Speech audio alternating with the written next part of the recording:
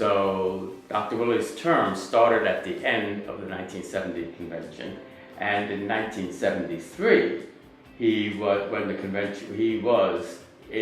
at the beginning of that convention, he was an officer of that convention as vice president, and the president of the convention in 1973 was the Reverend John Colbert.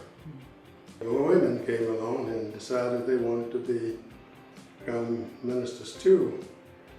And I have a daughter and 2 sons, and I said, I wouldn't do anything to say my daughter couldn't do it. I don't know, I can't understand that. But when we left Syracuse to come to Cambridge, the minister at the church where my wife was playing asked me to give a goodbye sermon. My goodbye sermon was, we've got a woman who lives in Syracuse. I said, she knows how to pray. And the bishop just should put his hands on her, and let her be. So this minister, now this was my doing as a go away, and I hadn't expected anything else, but I said, here's a chance for me to say out loud what I wanted to say.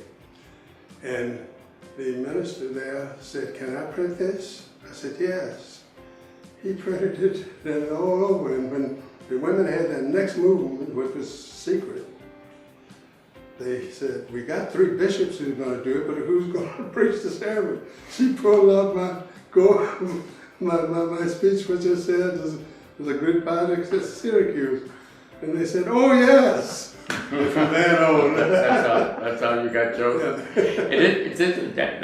It's important, I think, when we do this history, that we remind people that the ordinations in Philadelphia didn't just happen. People didn't just say, oh, women should be ordained, let's go to Philadelphia and ordain them. Right. At the convention that you were elected vice president in 1970, right, there were resolutions around women's ordination, all of which failed.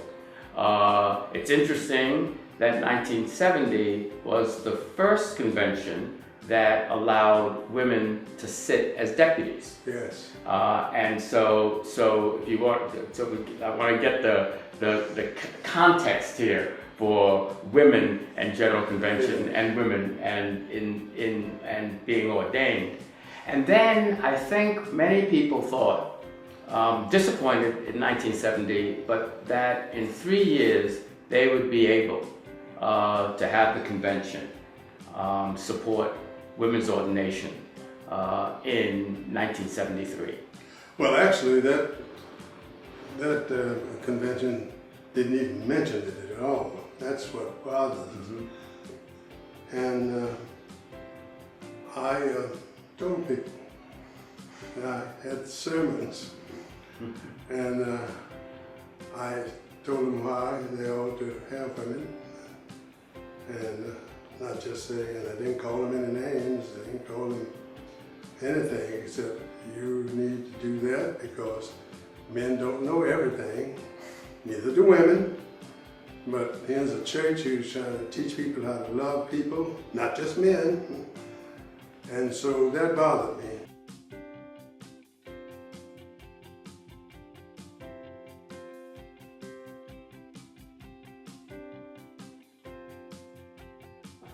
And I told them, and the people there told people in Washington, New York State, and other papers that I was going to sit down and go away from the Episcopal Church because he didn't like what they did for women.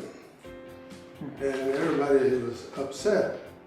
First, they were happy that they had an African American high in there. They said, look how good we are. And then they said, but look what you're trying to do.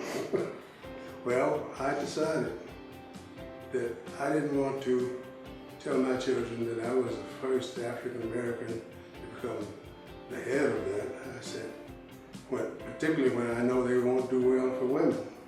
So I'm quitting, and I'm going to tell you why. And from that time on, things started rolling. And they just felt so bad because they knew that I was going to be a good president of the House of Deputies, and they had known me, but some of my friends called me an angry black man, and they called all kinds of things, but it never stopped. And I still like the church.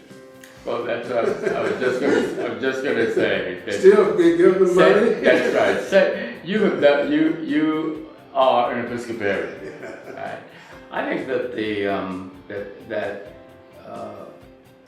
it's important when you read what you wrote, that you always made, there was always some other parallel to this discrimination against women.